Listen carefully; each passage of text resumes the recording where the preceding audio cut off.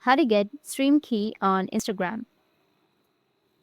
So if you want to get the stream key on your Instagram, then what you need to do is first you need to open up your Instagram application.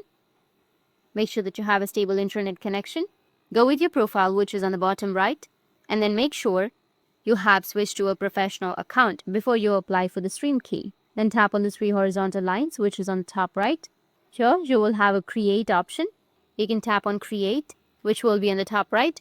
Once you tap on the create option, you will have live. You need to tap on live, or just simply go with the create option, which will be on the bottom, and then go with live from here.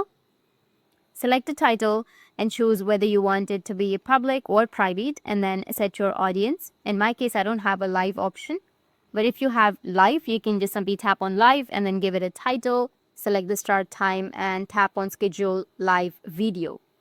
After that, you can tap on share. After that, you'll get the link of the live video, and you'll be able to get the stream key from your Google Chrome by following the same method. So in this way, you'll be able to get the stream key, and you can use it to stream on any other device. And if you have any questions, feel free to comment below. Thanks for watching.